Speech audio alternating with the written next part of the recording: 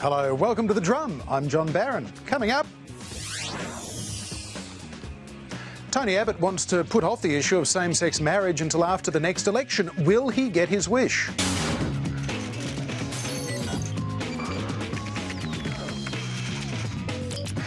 Australia potentially facing 3 national ballots in as many years: an election, the Indigenous referendum, and now a vote on gay marriage. How much democracy can we take? And researchers say sugary drinks are not making us fat. Those researchers were funded by sugary drink companies. Is Big Sugar the new Big Tobacco?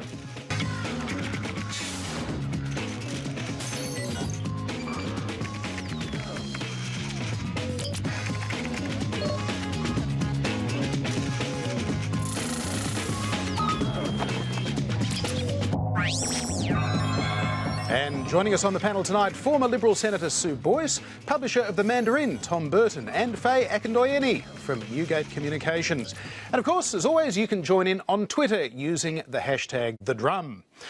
Well, the issue of gay marriage again dominated discussion in Canberra today following last night's announcement that while the coalition would not be allowed a free vote on the issue in this parliamentary term, a public vote and a free vote is proposed for the next term. The political implications of the Prime Minister seeing half his front bench supporting marriage equality but bound to vote against it was also sinking in. One of the points that was made again and again by party room speakers yesterday was that their electorates had heard them say pre-election that they supported the fact that marriage is between a man and a woman, and our party supported the fact that marriage is between a man and a woman. Even if there was a free vote, there was not enough support in there to be able to support that legislation going through. Make no bones about that. Mr Abbott will never support marriage equality.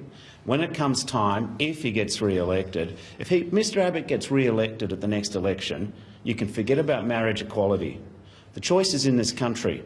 You either have Mr Abbott or you have marriage equality, but you can't have both. Unfortunately, it seems that the majority of the party room in the coalition have decided that it shouldn't be a free vote.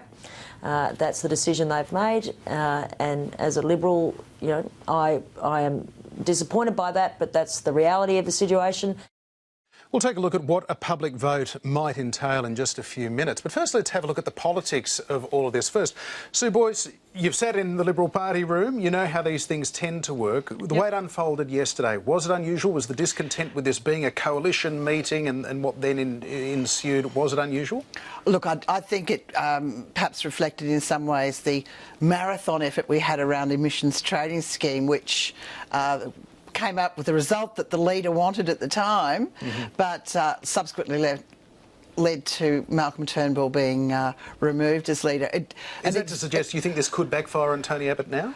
Not in the next few days, but I think it has to over the term of the Parliament backfire. It feeds into that whole from another generation, tricksy sort of views that are being put about the Prime Minister at the moment. You know, you look at representation of women and other issues. I'm hoping personally, it's the 70th anniversary of the Liberal Women's Council this weekend in Adelaide. I'm hoping that the Prime Minister will make a major announcement around women's political participation and how the Liberal Party is going to embrace an action plan on the topic as a circuit breaker on this, because otherwise I just don't see how we win the next election with Tony Abbott as the Prime Minister.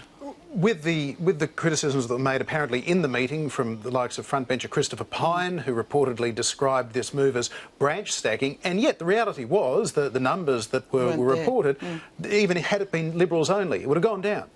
Yeah, but I guess one thing I was disappointed about, and clearly was the intention of those who opposed it, was that it did turn into a debate around same-sex marriage. It should have been, if it were a Liberal conversation, it should have been about whether this was an issue on which people should have a conscience vote. Now, I know this may be very purist on me and very naive politically, but it should have been about whether same-sex marriage was an issue on which a conscience vote should have been allowed.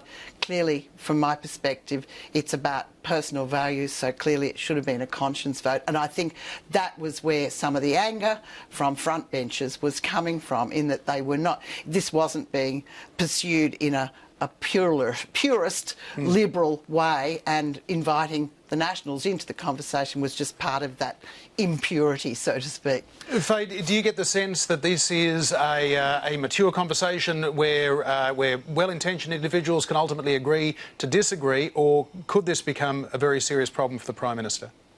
I suppose the way in which the meeting was conducted and the way they really separated from what was common practice for the Liberal Party. I mean, the Nationals dealt with the issue in the privacy of their own caucus room, and the Liberals hadn't had an opportunity to explore their position on a conscience vote or the issue itself in any substantive way. And then to heavy the numbers by bringing, 20 individuals who don't normally sit with you into the room because 17 of them are going to support a negative outcome, does tend to look like somebody who was those who opposed equal marriage were prepared to abuse the process. Do you think that therefore didn't just increase the vote in favour of the status quo by bringing the Nationals in, but possibly meant that, well, a number of others saw the writing on the wall, so they're not going to potentially blot their copybook with the Prime Minister by voting against him?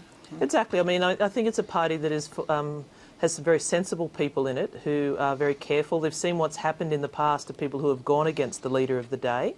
And it takes a long time to redeem yourself. I mean, Christopher Pyne is a classic. I mean, he sat in the back benches for most of the Howard era as a result of his speaking out quite frankly and honestly about where he thought the party's direction should be.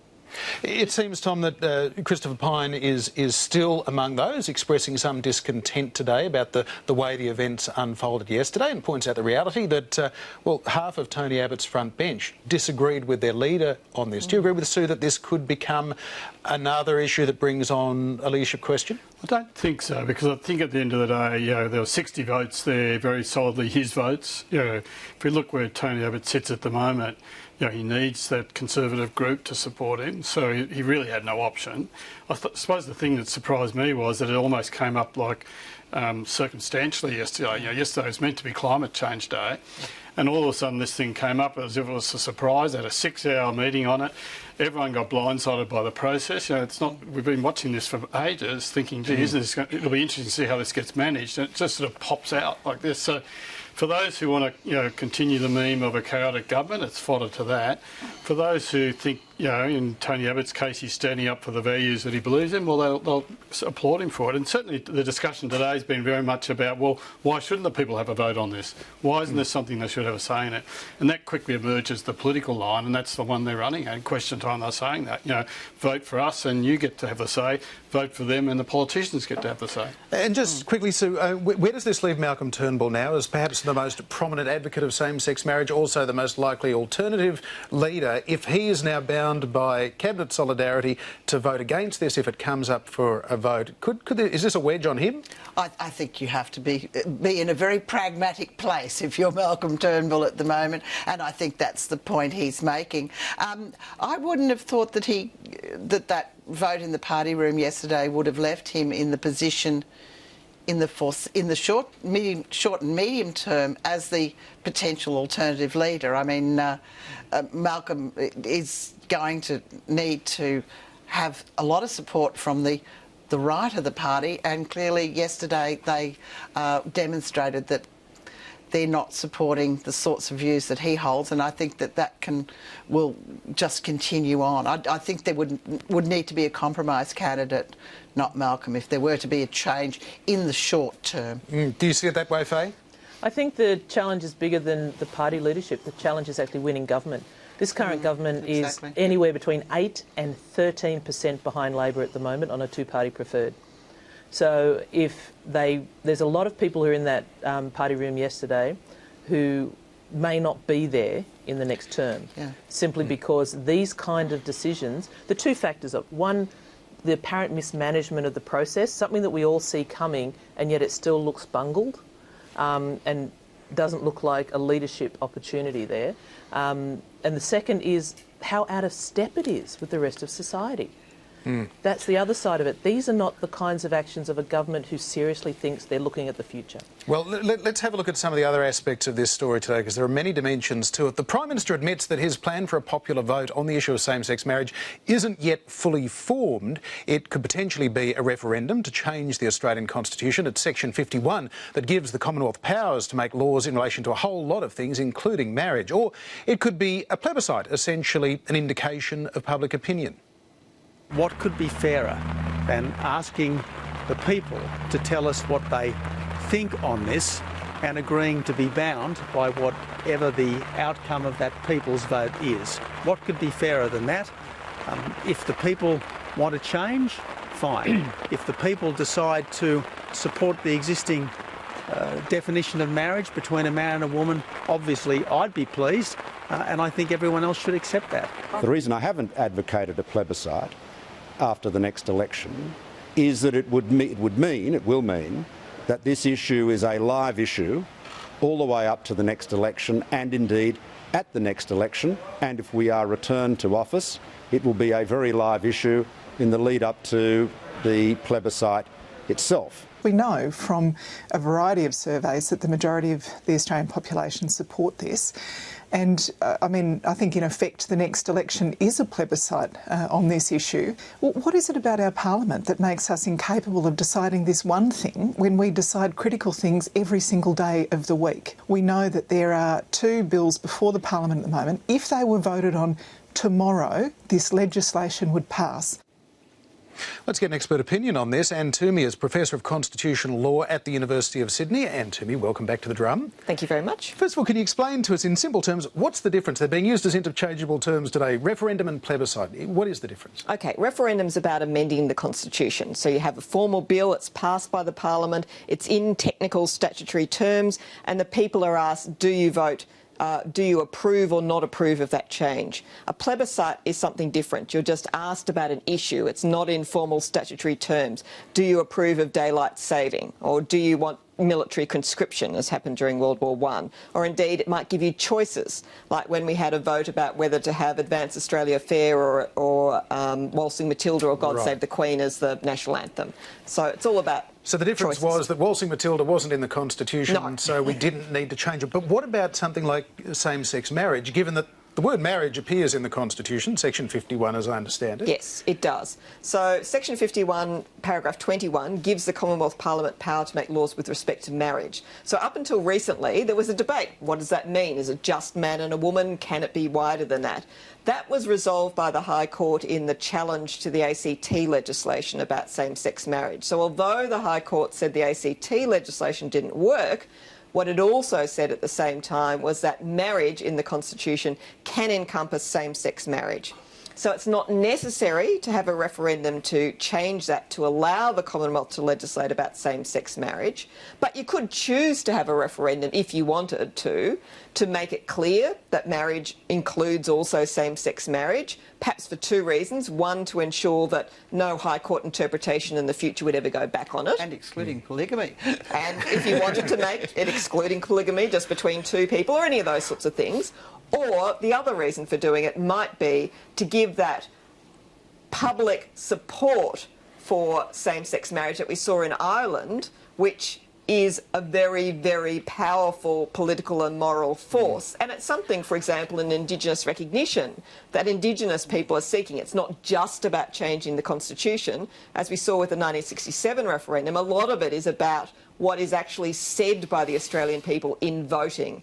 So there's that aspect of it as well. What about, because we know sort of historically that that referenda, it's tough to get them passed, and so far I don't think any have passed if there hasn't been bipartisan support, is that right? So certainly you need bipartisan support, although same-sex marriage is a tricky one because it sort of does have bipartisan support because it has supporters in both major parties, so that makes it a little bit different. And has opponents in both as well. And it does, so that makes it trickier to get the politics of it. The other real difference between a referendum and a plebiscite is that with a referendum, you not only have to get a majority across all of Australia voting, but you also need to get a majority in a majority of states. That means 4 out of 6 states. So all you need is 3 states to oppose it Even if you've got like 60% support, it still fails at a referendum. With a plebiscite, you can make the rules about how it succeeds. Now, the normal rule would be if you just get 50% overall, it wins.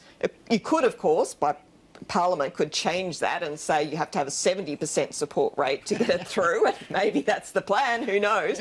But normally you just need the normal 50%, and that makes it easier to pass a plebiscite. And does the plebiscite then bind the Parliament? No, it doesn't. So the other big difference is a constitutional referendum, once it's approved, and it then gets, given assent by the Governor-General, it actually changes the Constitution. Whereas of the plebiscite, all you're finding out is whether or not the people want you to do something or not. So members of Parliament, a matter of conscience, could seek to not be bound by it and vote whichever way they like. Well, it's pretty rare that you would defy the Australian people. I mean, if, it got passed by a majority of the people, it would be unusual. It has happened. In the ACT once, there was a referendum held about whether they wanted self-government. The ACT people said, no, we don't, and then they got it anyway. But that's on a small scale. At a national scale, if you vote against conscription, for example, then it would be a very, very brave government that would then introduce conscription. Is it compulsory voting in either a plebiscite or a referendum? Yeah, that's another good question. And the answer is it's whatever the Parliament says it should be, because you have to enact a law in relation to a plebiscite to say whether or not. So with a referendum, yes, it is compulsory voting, but with a plebiscite you could either choose to have compulsory voting or you could choose to make it voluntary. And you might choose to make it voluntary if you're also trying to make it cheaper, because there are issues about money in all of this. A referendum is very expensive to run, you've got polling booths and all those things. You might remember back when we had the Republic, before the Republic referendum, we also had a vote about choosing people to go to the Republic Constitutional Convention. Sure. That was done on the basis of a voluntary vote, and it was done by postal vote. So it was much, much cheaper. So another option that they might choose if they were trying to make this more economic would be just to have a voluntary vote done by postal vote, no holding of polling stations, online voting, all sorts of different possibilities there that you could choose. So I'd be interested in your insights into this, and given your history on this particular topic as well, do you think that it is inevitably divisive if we were to have a national vote on this, that a no case would be put? The Corey Bernardis and others who have strong views against the proposition would potentially lead this in a direction that we might not like. I would think in terms of natural justice, you'd have to have a yes vote, a yes case and a no case. And also, given the vote that's happened, I think you'd probably want to have that controlled by some credible group, not sort of happening on the side as it could. If there wasn't a no vote put up by some independent and credible group, there would be no votes coming from all sorts of places, including some of the appalling so-called Christian diatribe that exists around same-sex marriage, which is just But in general, the conversation hasn't been too bad. Like, in terms of the issues, yes, there's been a bit of overreach in some cases, but as a community debate so far... The public debate has been I think it's actually been quite well respectful, and even, Tony Abbott said last night the debate in the House, in the party room was respectful. So I'm not seeing a lot of evidence that, this is sort of going off the rails and that we can't have this sort of conversation, And it is a big issue and people do feel very strongly about it. What are your thoughts on this, Faye? I actually think we're just confusing how strongly the parliamentarians feel about it with how strongly the public feels. I mean, in actual fact, 7 out of 10 Australians consistently have said they support equal marriage, and it's growing. Well, let's just do it. Yeah, let's just get on with it. This government has so many more important things to deal with and spend their time on. 6 hours. Really? They didn't spend that long on the budget. I mean, and look at that implications that has for us. I think the plebiscite is a complete distraction and a classic delaying technique. I equate it with, it's a cul-de-sac down which they're hoping they can lure this idea and quietly strangle it in process. But doesn't it, though, legitimise the process, given that there are different opinion polls? Some show 72% support for marriage equality. Others, one from the Australian Christian Lobby, said, no, that's gone down to about 54%. Well, probably that was taken in a church, so let's be clear on that. This is one of those situations in which we really do need to get over ourselves and stop taking it so preciously and just say, the whole reason we have Parliament is to deal with contentious issues. Representatives who we've all voted for, we should just bring on the vote and decide. Get on with government. I mean, plebiscites $100 million are the estimates. The Republican referendum cost us $68 million in 1999.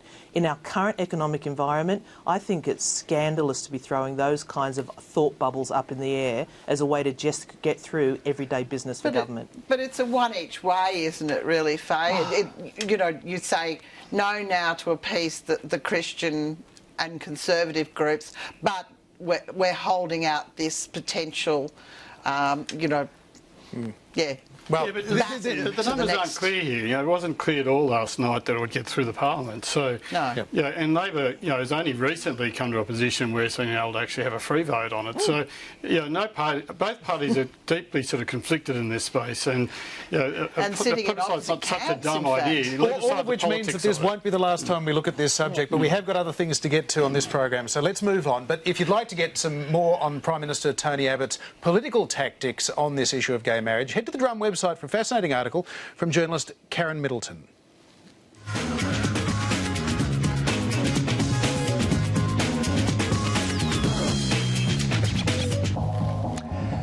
So, should doctors be paid more if the health of their patient improves? That's the recommendation of some of Australia's top health experts, who say that a blended payment system with incentives as well as fees leads to better health outcomes.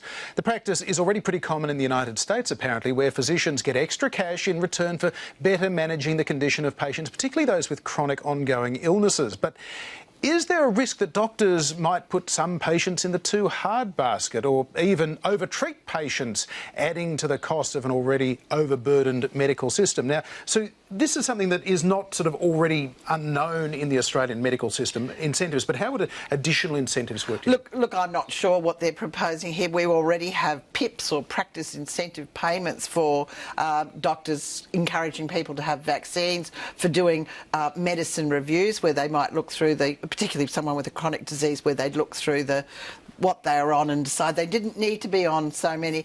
But I guess I'd be concerned about this being a bit rolled out without some sort of where's the trade-off for the health system, for cheapening the health system to the profession. I mean, for example, we were just talking before, if Medicare were paid in a monthly bulk amount to GPs instead of being paid out to every citizen, we'd save a fortune. But the AMA wanted their members to receive extra funding if that were to be a way of going about doing it. So there's got to be some trade-offs here, and I don't think just, you know, bribing the doctors to do their job properly is the only way we should go here. Tom, is there a risk of any sort of perverse incentives here? The idea that if you get paid more for treating patients who get better, you may not want to treat people who are really ill? Possibly, and that's always the issue in the design of these things. But there is this big trend in government now towards what they call outcomes, you know, trying to... So you say, look, what we really want here is people to be healthy. So how do we make sure they're healthy? You know, so we have programs, say, to stop obesity, you know, rather than, you know, trying to ramp up the number of hospital beds into it. So that is a big trend in government at the moment, and this fits in very strongly with that. And so, but you do have to understand what those outcomes are you want, and they can be very perverse if you start incenting people to do certain things, because all of a sudden you have people heading down a certain direction. But that's a very powerful trend line, and certainly in the state hospital systems, they're working very strongly in that direction. Incentives around pay are always tricky. We know in, you know, personal executive schemes and things like that, how it can often lead to sort of bizarre outcomes as well. So the mechanics of it often are quite tricky, and a lot of the big consulting firms these days are walking away from those sort of incentive type exercises. Faye, does this sort of play into negative stereotypes about doctors being, you know, driving flash cars and playing golf rather than seeing patients? I mean, most of them aren't that rich and work incredibly hard. I think most of us would be surprised, well, not very surprised, I should say, that doctors think they should be paid more. I think we'd all vote that way in our own favour at any given time. I think the thing to remember about this is we're talking 1 in 5 Australians is, well, on average, supposed to have chronic disease, but the kind of chronic disease they have a high correlation to old age. So the reality is the kind of patients who would qualify for this kind of an incentive target from the doctor is actually where our population's heading. And the big picture is, can the system afford it? You know, this could be something they could pilot effectively and we could all see. But it's the implementation, as Tom said, is the tricky bit, because this is the big bubble of healthcare. And it's already an issue, isn't it, Sue, in terms of people with chronic diseases are already not going to see doctors because they can't afford it. Well, that's where I think we should be doing more about the costs there, on the reducing the costs of the Medicare system if we can overall. But the other thing that concerned me about it is, would we have this perverse increase in... I mean, I know people of my grandmother's generation always thought it was somehow the doctor's job to keep her well. It really wasn't her job, it was the doctor's job. Are we going to have a view of that where people sort of simply hand over their health to the doctor rather than feeling responsible for it themselves? We've got another story that sort of taps into that whole notion of individual responsibility for our health. Talking of doctors generally, here's a doctor who says that fast food companies and soft drink makers are getting a pretty bad rap. He says they're not the ones that are making us fat. Most of the focus in the popular media and in the scientific press is, oh, they're eating too much, blaming fast food, blaming sugary drinks, and so on. And there's really virtually no compelling evidence that that in fact is the cause. Those of us interested in science, public health, medicine, we have to learn how to get the right information out there. So maybe we just need to be doing more exercise. Now, in that promotional video, Professor Stephen Blair is described as an exercise scientist, an apparently rather rotund exercise scientist. But that's not the reason. It's not his girth that is raising eyebrows. It's the fact that his research is being funded by Coca-Cola, in part. So should we be taking his comments with a grain of salt, or indeed a grain of sugar? Or do you think, Tom, that in fact we do need to look at, it's not just the food that goes in. It is a good point. You've got to do a lot of exercise. Yeah, well, I think the whole question is about what's the data telling us, and we're having a mountain of data starting to come out in health, and we've got to start learning as a sort of country to understand the data and sift through it. In this case, the answer to me would be both. Surely it's have less sugar and do more exercise. So that's not a terribly sort of you don't need data to work that piece out. Well, what do you think, Faye? Do you immediately discount any research that is funded by Coca-Cola, for instance? Not at all, not at all. They're just as invested in persuading the public that their product has no harm. And in fact, in moderation, sugar is part of the balanced diet. It's there on the food spectrum. It's a case of, and somebody has to pay for this kind of research. It shouldn't always come from the public purse. It's the analysis that is where you have to question it. If they fund millions of dollars worth of research, they should make it public and have open opportunity for others to have a view of what those outcomes mean. Yeah, look, I'd agree that transparency is the issue. I'm actually a member of the Advertising Standards Board. The number of times we try and dig through to say, no sugar, but they forgot to mention there's 58% fat. There is it's that transparency and that honesty that's the issue. Well, that's all the time we have for another edition of The Drum. Thank you very much to our panellists tonight, Sue Boyce, Tom Burton and Faye Akindoyeni. Our website has more, abc.net.au/The Drum. I'll see you again right here tomorrow.